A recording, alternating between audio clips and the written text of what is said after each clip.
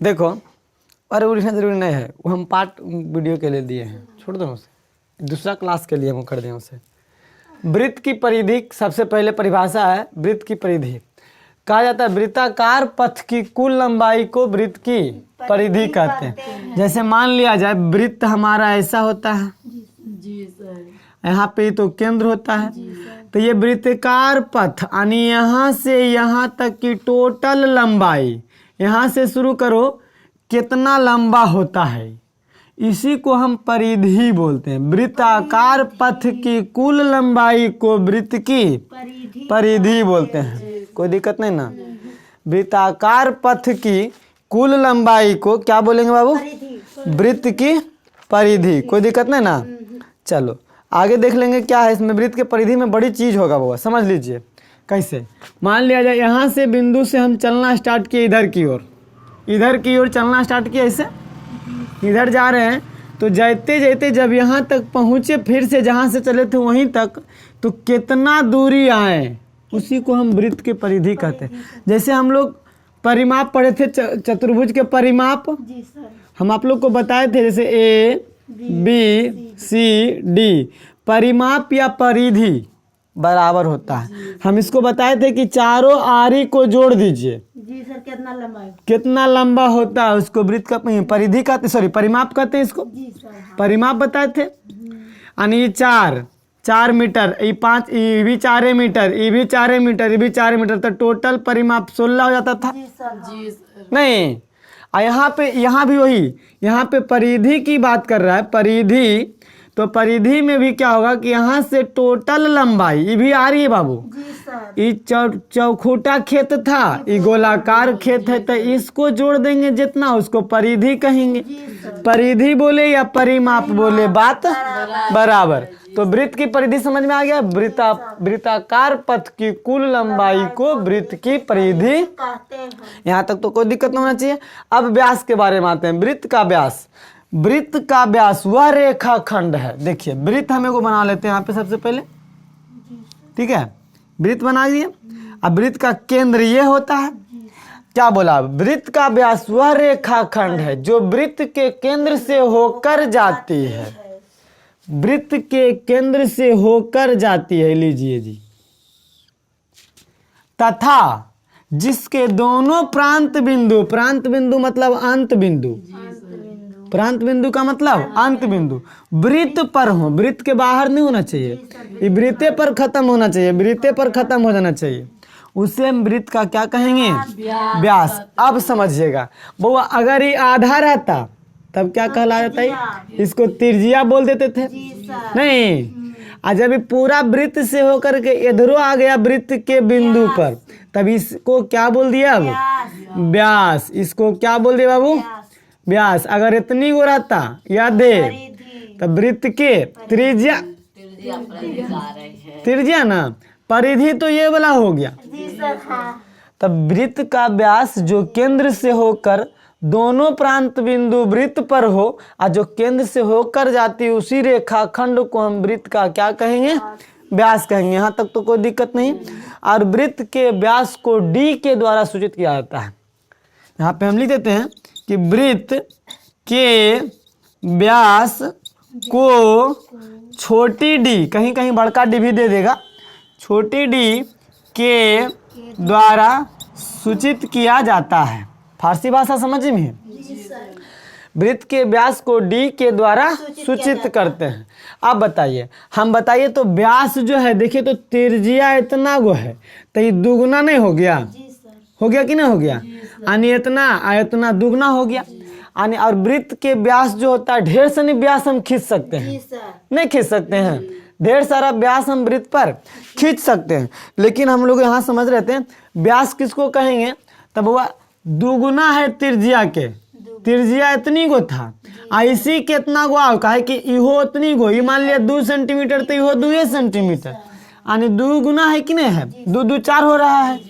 तो हम वृत्त के व्यास बराबर हम बोल सकते हैं, व्यास बराबर फॉर्मूला हो जाएगा 2 गुना त्रिज्या, 2 गुना, हम व्यास को डी के द्वारा सूचित करते हैं, डी बराबर 2 गुना आर, नहीं बोल सकते हैं, या हम इसको ऐसे बोल सकते हैं डी बराबर 2r। 2r जी सर। r मतलब त्रिज्या जी सर। और d मतलब व्यास। फार्मूला आपको ऐसे ही मिलेगा, d बराबर 2r, जी यानी r का मतलब त्रिज्या, d का मतलब व्यास, ये सब याद रखिएगा। अब बताइए हमको r निकालना रहेगा तब, यानी त्रिज्या, तो देखिए r बराबर d बटा 2, जी सर। काय के इन्हें 2 गुना में है, इन्हें आएगा, जैसे देखिए ना d बराबर 2r लिखा हुआ है, तो ये 2 को इन्हें कर देंगे, खाली r हमको रखना है, तो इन्हें हो जाएगा d बटा 2 बराबर r, यानी r जो होगा व्यास का आधा होगा कि नहीं होगा। जैसे व्यास पूरा 4 है तो त्रिज्या तो आधे ना रहेगा, 2 है ना, तो दोनों फार्मूला क्लियर। जी सर। यानी वृत्त का व्यास बराबर 2r, यानी त्रिज्या 2 गुना त्रिज्या, और वृत्त के त्रिज्या बराबर d बटा 2, यानी व्यास का आधा। कोई दिक्कत नहीं ना, यहाँ तक तो करो कोई दिक्कत नहीं। अच्छा, अब हम एक चीज आप बोल सकते हैं, किसी वृत्त में कितने व्यास होंगे? अनंत। अनगिनत। नहीं देखो ना, एगो व्यास ऐसे खींचे, एगो ऐसे भी तो खींच सकते थे ना, एगो ऐसे भी तो खींच सकते हैं ना, एगो ऐसे भी तो खींच सकते हैं ना, जैसे मर्जी करिएगा वैसे खींचते चले जाएंगे हम व्यास। व्यास ढेर से नहीं होगा, इस वृत्त पर कितना व्यास होगा अब? सभी व्यास क्या होंगे? बराबरे होंगे? नहीं होगा, सभी चारे रहेगा, सभी के सभी चारे रहेगा, यानी हम कह सकते हैं किसी वृत्त पर अनंत व्यास खींचे जा सकते हैं। यहाँ पे आप लिख भी लीजिएगा, यहाँ पे हम फारसी भाषा में लिख देते हैं कि किसी वृत्त पर अनंत व्यास खींची जा सकती है, सभी व्यास की दूरी आपस में बराबर होती है। दिक्कत नहीं ना, समझ में लो कि नहीं लो? समझ फारसी भाषा में समझिए ना, कौन लिखल है? किसी वृत्त पर अनंत व्यास खींची जा सकती है, सभी व्यास की दूरी आपस में बराबर होती है। यानी दूरी मतलब कहने का मतलब सभी व्यास की लंबाई, जी सर। लंबाई सभी व्यास की लंबाई आपस में, बराबर। जैसे सभी त्रिज्या बराबर होते थे वैसे ही सभी व्यास भी बराबर होगा। कोई दिक्कत नहीं ना आप लोगों को? चलिए नोट कीजिए यहाँ तक।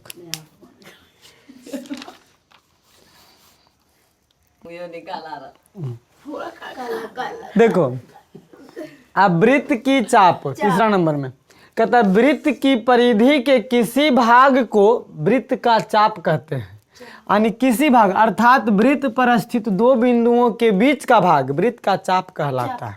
जैसे देखिए वृत्त के परिधि ये वाला है, और इस पे 2 बिंदु देखिए, एगो यहाँ एगो यहाँ, वो यहाँ से यहाँ तक अगर काट के अलगे कर देंगे तो ये को भाग कहलाएगा कि नहीं कहलाएगा? तो इसी को हम वृत्त का चाप कहते हैं।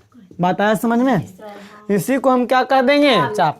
मान लिया जाए यहाँ पे ए, यहाँ पे बी, अब कहेंगे सर यहाँ तक तो ये काट दिए तो ये चाप कहला गया। ये वृत्त यहाँ से यहाँ तक एक भाग हो गया, एक भाग हो गया कि नहीं हो गया? तो ये चाप कहलाएगा। अब इतना जे बचा वो क्या कहलाएगा? इहो तो एगो चापे कहलाएगा ना, क्योंकि इहो तो एगो भागे है, एक भाग है ये भी, एक भाग इन्ने बांट दिए, एक भाग इन्ने बांट दिए, दोनों वृत्त का चाप कहलाएगा। लेकिन यहाँ पे दोनों का अंतर क्या होगा कि ए बी को वृत्त का चाप कहेंगे, ये तो समझ में आ रहा होगा। यानी ऐसे हम बोल सकते हैं, इसको लिखने का तरीका ऐसे लिख सकते हैं। कैसे लिखेंगे इसको? अच्छा देखो 2 चाप बन रहा है, एगो बड़का यहाँ से यहाँ तक, एगो यहाँ, तो छोटका को बोलेंगे लघु चाप। लघु उत्तरीय प्रश्न में देखें, लघु उत्तरीय में छोटा आंसर और दीर्घ उत्तरीय में बड़ा को आंसर। तो ये लघु चाप है, छोटका जो है लघु है, और बड़का है दीर्घ चाप। बात समझ में आया कि नहीं आया? छोटका को क्या बोलेंगे? लघु चाप। यानी यहाँ से यहाँ तक को हम इसको बोल सकते हैं लघु चाप A B, A B, A B, लघु चाप ए बी। और इसको लिखने का तरीका एक तरीका से आप लिख सकते हैं ऐसे, लघु ए बी, और चाप का ऐसे होता है। आया बात समझ में? जैसे रेखा में ऐसे रहता था ए बी, तो ये चाप टेढ़ा रहेगा। लघु चाप ए बी, इसको चाप ए बी पढ़ेंगे। आया बात समझ में? इसको पढ़ेंगे कैसे? चाप ए बी। और दीर्घ देखो, ये भी तो ए बी ही पार्ट है, ये बड़का है, ये छोटका है, तो एगो जब ये बड़का वाला पार्ट को क्या बोल देंगे? दीर्घ चाप, दीर्घ चाप ए बी। क्योंकि ये भी तो है, ही भी ए बी, ये भी तो ए बी है, दोनों ए बी है। तो इसको ऐसा भी बोल सकते हैं दीर्घ चाप ए बी, चाप ए बी। इसको ऐसे भी लिख सकते हैं, इसको ऐसे भी लिख देंगे, तो ऐसे मतलब चाप ए बी भी लिखे हैं। आ गया बात समझ में कि नहीं आ गया? ए बी चाप, और अगर ऐसे कहीं लिखल रहेगा ए बी, या फिर मान लिया जाए यहाँ पे लिखल रहे पी क्यू, तो ऐसे टेढ़ा रहेगा, समझ जाएंगे ये चाप है। क्या है? कहीं पे लिखल रह गया दीर्घ है तो बड़का समझेंगे, और लघु लिखल रहेगा तो छोटका समझेंगे। बात समझ में आया कि नहीं? तो वृत्त की चाप किसको कहते हैं? वृत्त की परिधि पर किसी भाग को, यानी इतना से इतना एक भाग, तो इस भाग को हम चाप कहेंगे। बात है समझ में? या फिर वृत्त पर स्थित दो बिंदु, कहीं भी एगो यहाँ मान ले रहता, तो एगो भाग कहला जाता है बिंदुओं के बीच का भाग। जैसे मान ले यहाँ पे नहीं बी यहाँ पे हम दे दे, मान लिया जाए, तो देखिए यहाँ से यहाँ ए से लेकर बी तक एगो भाग है, बीच का भाग है, ए से लेकर बी तक बीच के भाग को हम क्या कहेंगे? वृत्त का चाप। तो बताइए चाप एनों का छोटा चाप है तो लघु चाप, एनों का बड़ा चाप है तो दीर्घ चाप। बात समझ में आ गया यहाँ तक? चलिए नोट कर लीजिए इसको फटाफट।